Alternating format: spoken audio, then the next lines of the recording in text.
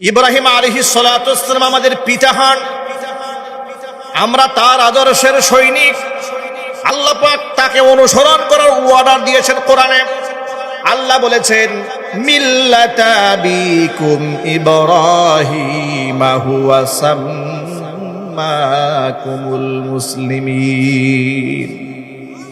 তোমাদের পিতা ইব্রাহিমের আদর্শের অনুসরণ করো, তিনি তোমাদের নাম মুসলমান রেখেছেন। আল্লাহু আকবার বলেন। এরপর আল্লাহ পাক তার প্রশংসা করেছেন। আল্লাহ পাক বলেন মা কানা ইব্রাহিমু ইয়াহুদিয়াও ওয়ালা নাসরানিয়াও ওয়ালাকিন কানা হানিফাম মুসলিমা ওয়া মা কানা মিনাল মুশরিকিন। ইব্রাহিম আলাইহিস সালাতু ওয়াস সালাম ইহুদি ছিলেন না, খ্রিস্টান ছিলেন না, ওয়ালাকিন কানা হানিফান মুসলিমা, তিনি একনিষ্ঠ মুসলমান ছিলেন। ওয়া মা কানা মিনাল মুশরিকিন, তিনি মুশরিকদের অন্তর্ভুক্ত ছিলেন না। জোরে জোরে বলেন সুবহানাল্লাহ। এখন এক বাক্যে জবাব দিয়ে বলেন ইব্রাহিম আলাইহিস সালাতু ওয়াস সালাম, যার জন্য আল্লাহ তাআলা আগুনকে ফুলের বাগান বানিয়ে দিয়েছিলেন, সেই ইব্রাহিম আলাইহিস সালাতু ওয়াস সালামের সম্মান আমাদের আল্লাহর কাছে আছে না নাই? এত সম্মান সেই ইব্রাহিম আলাইহিস সালাতু ওয়াস সালামের। কত আসর ছিল তার আচরণে, কত কথার মধ্যে আল্লাহ পাক কত আসর রেখে দিয়েছিলেন। অথচ সেই ইব্রাহিম আলাইহিস সালাতু ওয়াস সালাম নিজের কলিজার টুকরা পিতা আজরকে মূর্তি পূজা থেকে বাঁচাতে পারেন নাই। ওই যে আগেই বলেছি হেদায়েতের মালিককে মূর্তি পূজা থেকে বাঁচাতে পারেন নাই। জিজ্ঞেস করেছেন মা হাদিহি তামাসিলুল্লাতী আনতুম লাহা আকিফুন, কি ব্যাপার? তিনি তার বাবাকে, আত্মীয় স্বজনকে, কওমের লোকদেরকে বলেছেন মা হাদিহি তামাসিল, এই যে সমস্ত মূর্তি, কিসের মূর্তি এগুলা? আনতুম লাহা আকিফুন, আমি তো দেখি সব সময় তোমরা এগুলোর পূজা আরাধনা করো। তারা কি জবাব দিয়েছে শোনেন। তারা বলেছে ক্বালু ওয়াজাদনা আবাআনা লাহা আবিদিন। তাদের একটা উত্তরটা কি? আমাদের বাপ দাদাদেরকে দেখেছি তারা এই কাজটা করতে, বাস বাপ দাদা যা করেছে আমরাও সেই কাজটা করি। এটাই ছিল জবাব, আর কোনো জবাব ছিল না। যৌক্তিক কোনো উত্তর নাই তাদের কাছে। ভাইরা আমার, নিজের পিতাকে বাঁচাতে পারেন না এই দুনিয়া থেকে, বহু চেষ্টা করেছেন। শিরিক করে কুফর অবস্থায়, মুশরিক অবস্থায় দুনিয়া থেকে মারা গেলেন। হাদিস শরীফ এসেছে কিয়ামতের দিন নবী ইব্রাহিম আলাইহিস সালাতু ওয়াস সালামের সাথে তার পিতা আজরের সাক্ষাৎ হবে। হাদিসের ভাষায় শোনায় ইয়ালকা ইব্রাহিমু আবাহু আযর ইয়াউমাল কিয়ামা। কিয়ামতের দিন নবী ইব্রাহিম আলাইহিস সালাতু ওয়াস সালামের সাথে তার পিতা আজরের সাক্ষাৎ হবে। ওয়া আলা ওয়াজহি আযরা কাতারাতুন ওয়া গাবারাতুন, হাদিসে এসেছে ঠিক এমন অবস্থায় দেখা হবে যে আজরের চেহারার মধ্যে ধুলোবালি পড়ে আছে। বিষণ্ণ চেহারা, ধুলোমলিন চেহারা নিয়ে ইব্রাহিম আলাইহিস সালাতু ওয়াস সালামের সামনে পিতা আজর দাঁড়ায় যাবে। ইব্রাহিম আলাইহিস সালাতু ওয়াস সালাম বাবাকে ডেকে দুঃখের সাথে বলবেন আলাম আকুল লাকা লা তাসিনি, ও আব্বা জান, আপনাকে আমি বলি নাই এই শিরিক করবেন না, দেবদেবীর পূজা করবেন না, মূর্তির পূজা করবেন না, এগুলার কাছে সাহায্য চাবেন না, কারণ এগুলার কোনো ক্ষমতা নাই, ক্ষমতার একমাত্র মালিককে। আচ্ছা, সকল ক্ষমতার মালিক যে আল্লাহ, এতে কি আমাদের কারো কোনো সন্দেহ আছে নাকি? একটু জোরে বলতে হবে। এখানে অনেক রাজনৈতিক নেতৃবৃন্দরাও আছেন, বিভিন্ন দলের অনুসারীরাও আছেন। এই জন্য স্পেসিফিক আমি কোনো দলের নাম বলবো না, আমি শুধু বলবো এক বাক্যে যারা মুসলমান, সে যে দলের হোক। ঠিক কিনা জোরে বলেন? কোরআন তো আলাদা কোনো দলের জন্য আসে নাই, কোরআন বিশ্ববাসীর জন্য এসেছে। আল্লাহু আকবার বলেন, চিল্লা এখন আল্লাহু আকবার। তাহলে এক বাক্যে জবাব দিয়ে বলতে হবে, সকলেই বলবেন যে আল্লাহ ছাড়া কি আর কোনো মূর্তি, কোনো প্রকারের স্তম্ভ কিংবা কোনো প্রকার গাছ, কোনো প্রকার মাছ, এগুলার কোনো ক্ষমতা আছে? কোনো পীরের ক্ষমতা আছে? কোনো দরবেশের, কোনো মাজারের, কোনো কবরের? সকল ক্ষমতার মালিককে।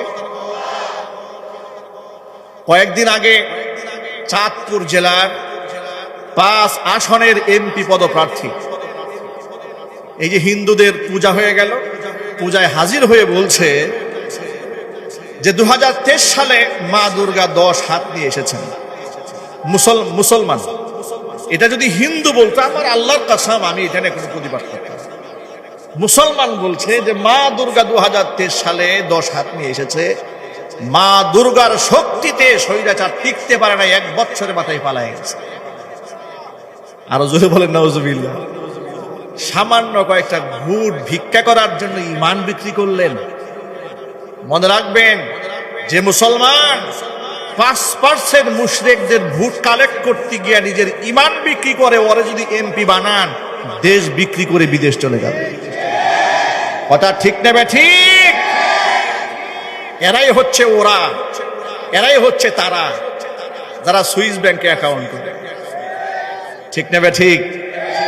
এরাই হচ্ছে ওরা যারা বিদেশে বেগম পাড়া বানায়। আমাদের বার্তা স্পষ্ট, এই দেশে আমরা রাম, বাম, কাফের, বেঈমান, নাস্তিক তাদের শাসন দেখেছি, কোরআনের শাসন আমরা দেখি নাই। ইনশাআল্লাহ আমরা কোরআনের শাসনই দেখব। ইনশাআল্লাহ বলতে তো ভয় পাচ্ছেন আপনারা, একটু জোর আওয়াজে বলেন না, মুসলমানের মতো বলো না ইনশাআল্লাহ। আল্লাহ যেন কবুল করে, জোরে করে আমিন। আরেকজন তো ইসলামিক দল করে, দিন কায়েমের স্লোগান দেয়। উনি পূজায় গিয়া, শুধু পূজায় যায় না, গিয়ে উনি গীতা পাঠ করা শুরু করছে। ভণ্ডামির একটা লিমিট থাকা উচিত। কথা ঠিক নেবে ঠিক জোরে বলেন। আচ্ছা, যে লোকটা ইসলামিক দল করে না, কিংবা আকিমুদ্দিন, দিন কায়েম করবো বলে না, সে তো জাহেল। সে কি জাহেল? কোরআন বুঝে না, হাদিস বুঝে না, ইসলাম বুঝে না। ও না হয় একটা কাজ করছে, মানলাম। আপনি তো আলেম মানুষ, আপনি যে মাথায় টুপি দিয়ে গীতা পাঠ করা শুরু করলেন, আর আপনার গীতা পাঠ শুনে হিন্দু মহিলারা উলুধ্বনি দেওয়া শুরু করলো, আপনার কি ইমানে কোনো গায়রাত নাই? আপনার কোনো লজ্জা নাই? আপনার কোনো শরম নাই? আপনারা বলেন দিন কায়েম করবেন, এটার নাম আপনার দিন কায়েম, এটার নাম আপনার দিন কায়েম। আপনাদের আচরণে মনে হচ্ছে আপনারা দিন কায়েম চান না, আপনারা দিন কায়েমের নাম বিক্রি করে চেয়ার দখল করতে চান। এত সহজ নয় দিন কায়েম করা। দিন কায়েম করতে গেলে নিজের মধ্যে দিন থাকতে হবে। কথা ঠিক কিনা ভাই? ঠিক জোরে বলে। আচ্ছা, আমার মধ্যে যদি দিন না থাকে, আমি যদি সামান্য কয়েকটা ভোট ভিক্ষা করার জন্য ঈমান বিক্রি করতে পারি, আমার দ্বারা দিন কায়েম হবে? চিল্লায় বলতে হবে দিন কায়েম হবে। সতর্ক থাকতে হবে। সকল ভাইদেরকে বলছি, ঈমানের ক্ষেত্রে, তাওহীদের ক্ষেত্রে কোনো আপোষ চলবে না। কোনো শিরকের সাথে কোনো মুসলমানদের কোনো প্রকার সম্পর্ক থাকতে পারে না। রাজি আছেন? কারণ দুহাত দেখতে চাচ্ছি।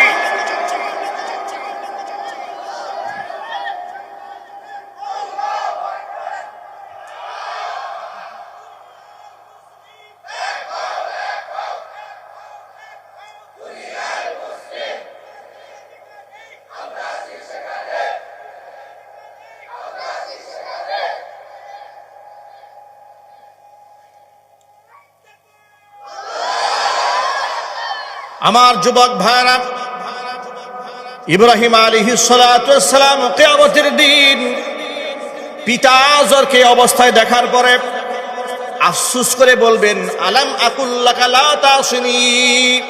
আব্বা জান, আপনাকে নিষেধ করে নাই, আপনি আমার অবাধ্য হবেন না। জাহান্নামের আগুনের ভয়াবহ দৃশ্য দেখার পরে পিতা আযর পুত্র ইব্রাহিমকে ডেকে বলছে, ও ইব্রাহিম, আমি ওয়াদা করলাম তোমার সাথে, আমি আর তোমার কথার বাহিরে চলব। কি কাজ হবে? এটা জুড়ে বলুন না, কাজ হবে। উনি হাসরের মাঠে বলবে, ফালিয়াউমা লা আসিক, একদম ওয়াদা করলাম, তুমি যা বলবে তাই শুনবো। আর ফায়দা হবে? ফায়দা হবে। তারপরে হযরত ইব্রাহিম আলাইহিস সালাতু ওয়াস সালাম আশাহত হবেন না, নিরাশ না হয়ে রব্বুল আলামিনের দরবারে দরখাস্ত করবেন, ডেকে বলবেন, ইন্নাকা ওয়া'আদতানি আল্লা তুখজিয়ানি ইয়াওমা ইউবাসুন।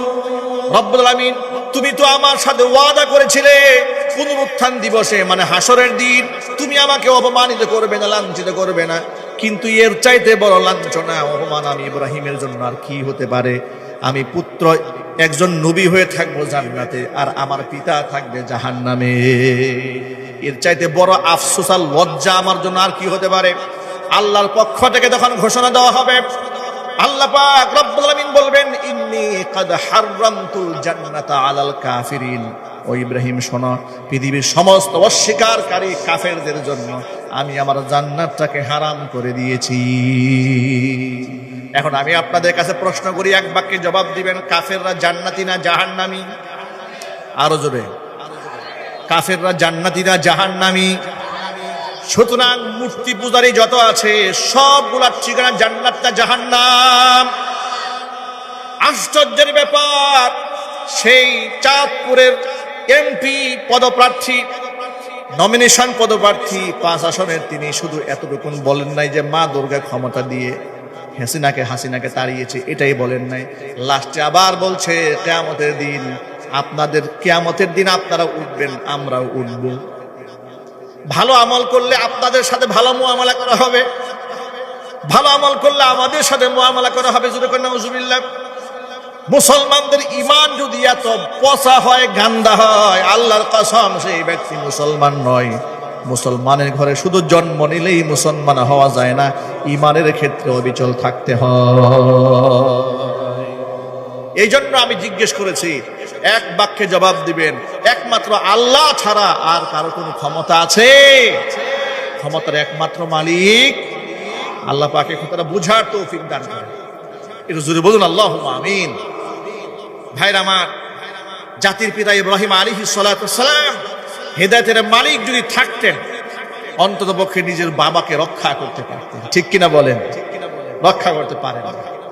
প্রিয় ভাইরা আমার, দু জাহানের বাদশা ইমামুল মুরসালিন রাহমাতুল লিল আলামিন খাতামুল আম্বিয়া নবিয়ুনা মুহাম্মদুর রাসূলুল্লাহ সাল্লাল্লাহু আলাইহি ওয়াসাল্লাম, দুনিয়া আখিরাতের বাদশা, আসমানের নিচে জমিনের উপরে যার চাইতে সম্মান আল্লাহ পাক কাউকে দান করেন নাই, ভবিষ্যতে করার কোনো সম্ভাবনা নাই। ঠিক কিনা জোরে বলেন?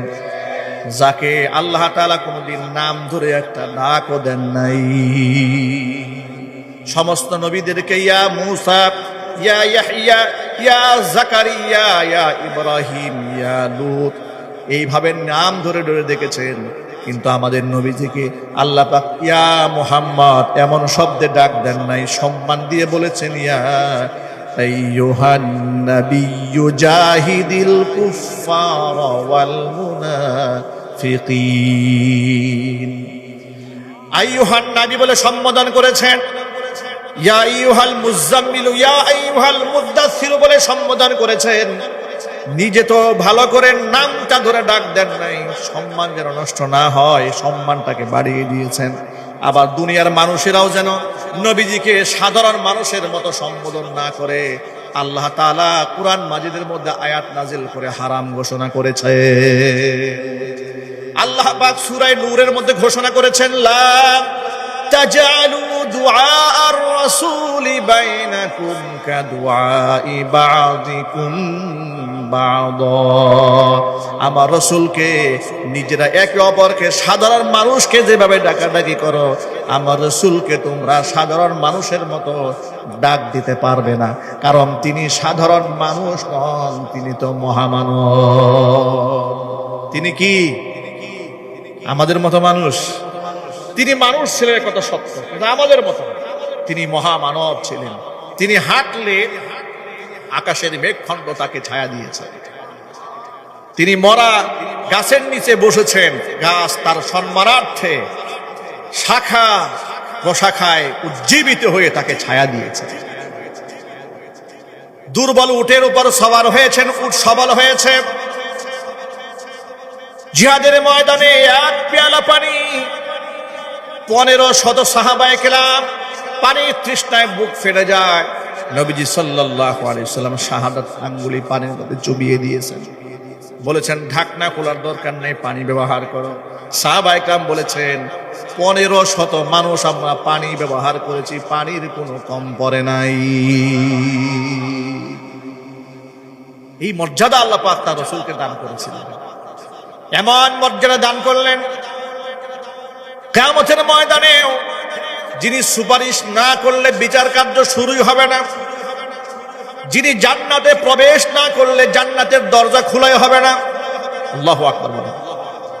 নবীজি সাল্লাল্লাহু আলাইহি ওয়াসাল্লাম বলেছেন, আনা আউয়ালু মাই ইয়াকরাউ বাবাল জান্নাতি ইয়াউমাল কিয়ামা, কিয়ামতের দিন জান্নাতের দরজার মধ্যে যিনি টোকা দিবেন আমি হচ্ছে সেই প্রথম ব্যক্তি।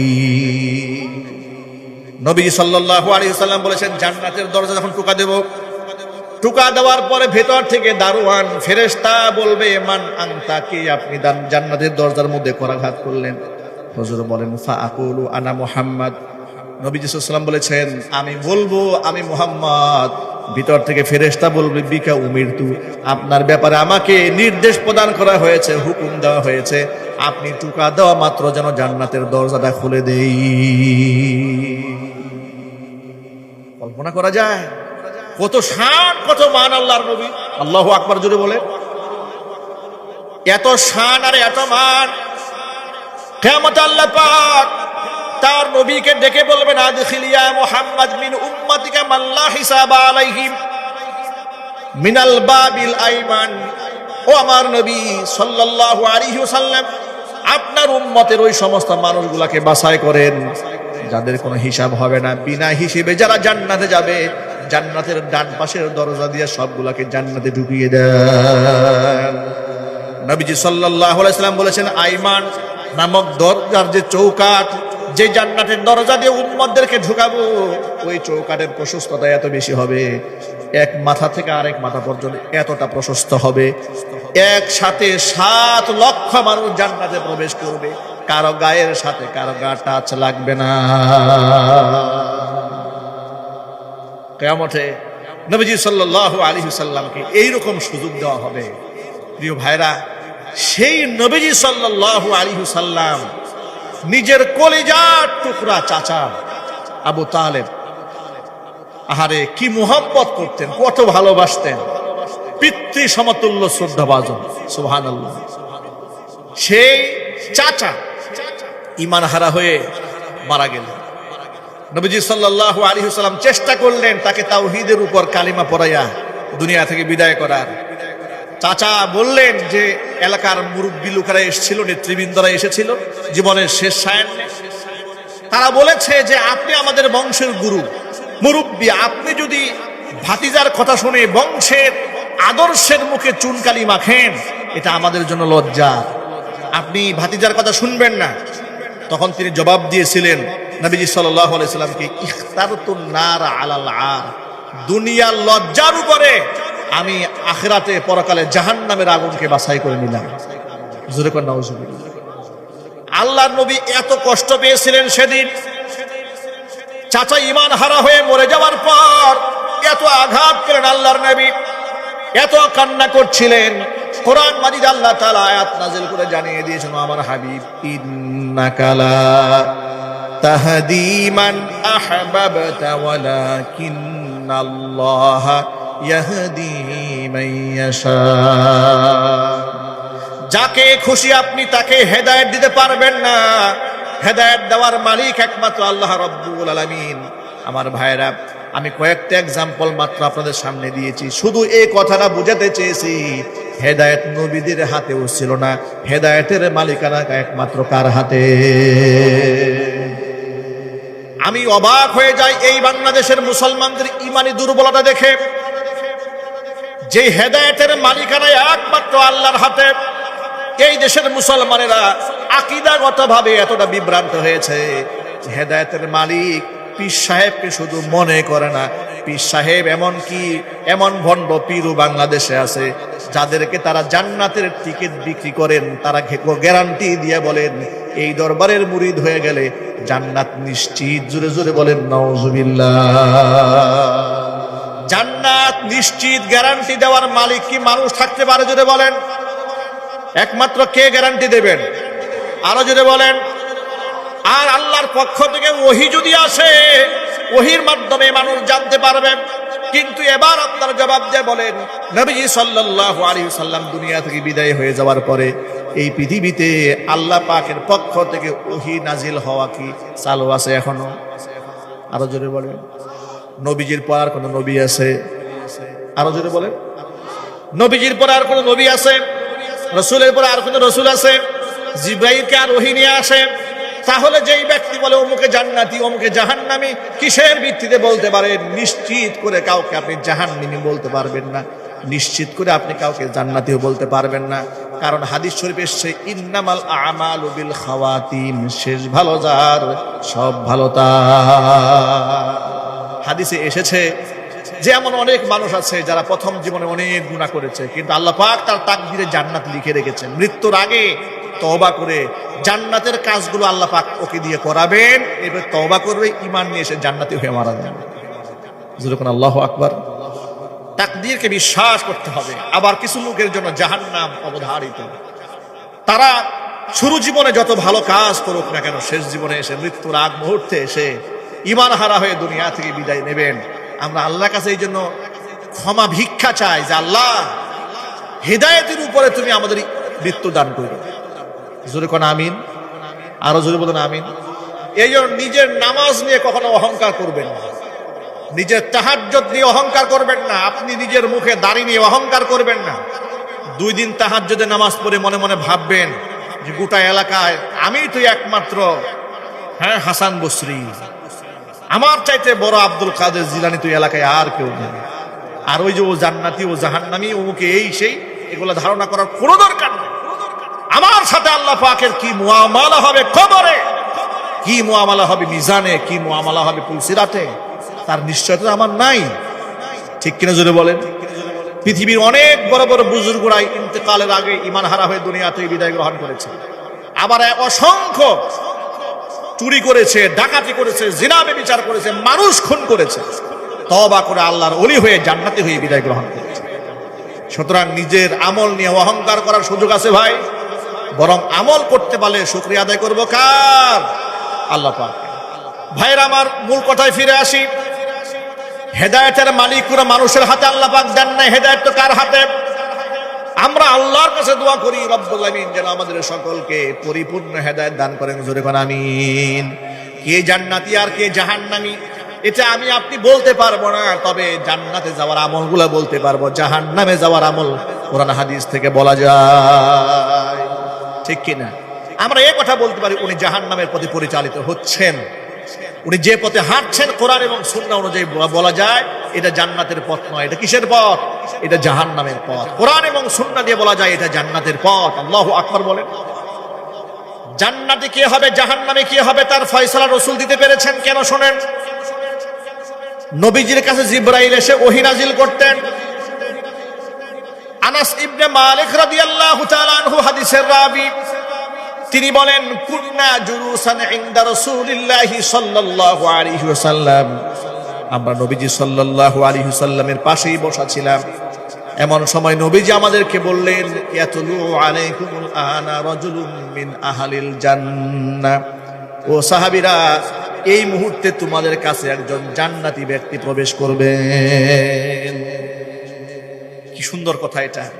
সাহাবায়ে কেরাম বলেন আমরা বসে আছি, নবীজি সাল্লাল্লাহু আলাইহি সাল্লাম বললেন যে তোমাদের মাঝে এখন একজন জান্নাতি ব্যক্তির আগমন ঘটবে। আচ্ছা, এই মনে করেন আমরা এখানে বসে আছি, হঠাৎ করে যদি এমন ঘোষণা আসে যে এখানে একজন ব্যক্তি আসবেন এখন যিনি জান্নাতি কনফার্ম, তাকে দেখার জন্য আমাদের আগ্রহ সৃষ্টি হবে না?